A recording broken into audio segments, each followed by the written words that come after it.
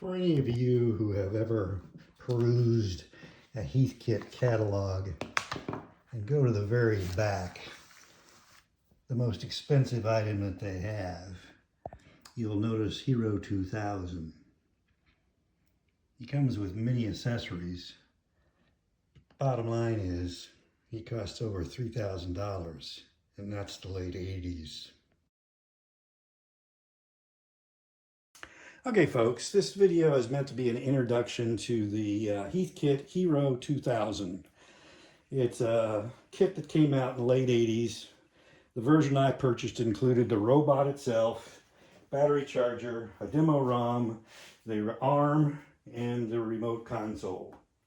The robot itself is made up of the head, the body, and the base. The base has two motors in it for forward, backward, left, right.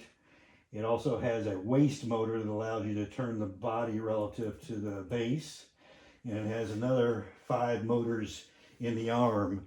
The arm is made up of the upper arm, lower arm, and the wrist, which has 2 motors in it, and the gripper. You can see the motor actually sticking out here.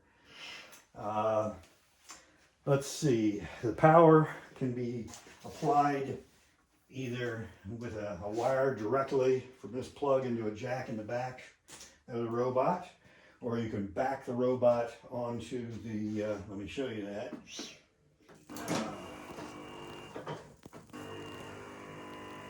You can back the robot. It has a rail right here that makes contact with this plug when you back it into it, and that's how you can easily get power to it.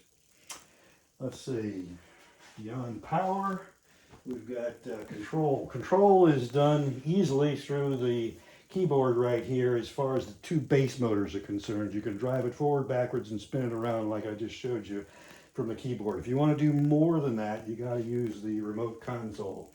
The remote console gives you direct access to all 8 motors.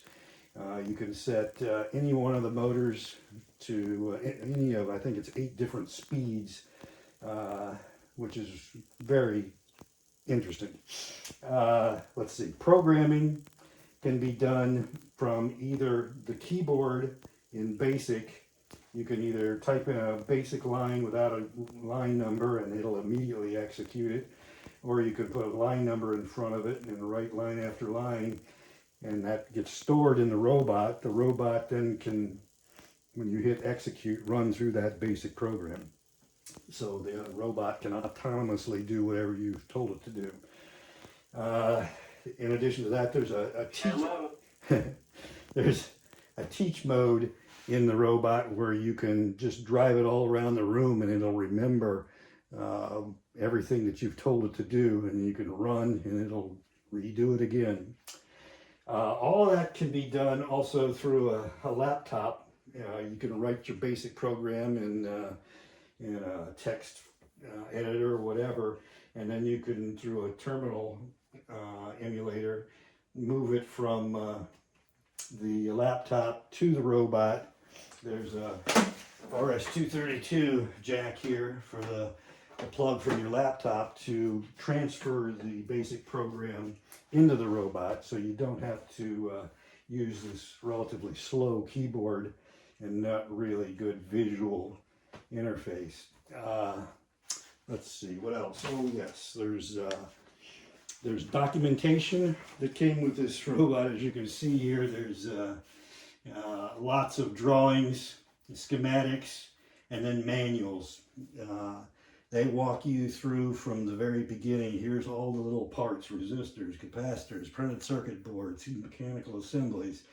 And you sit there and go through every printed circuit board, assembling every part on it. You then assemble all the boards to the various parts of the robot, and then you run test routines on all aspects of the robot.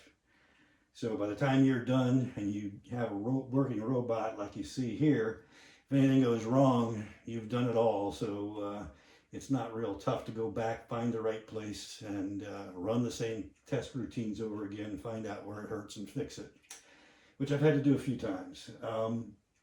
That's it. This is meant to be a quick overview. I've got a number of videos that cover all the aspects of all of the sample routines that came with it or you could buy with it in the demo ROM. I'll also go over all the different programming methodologies for the robot and a number of other items.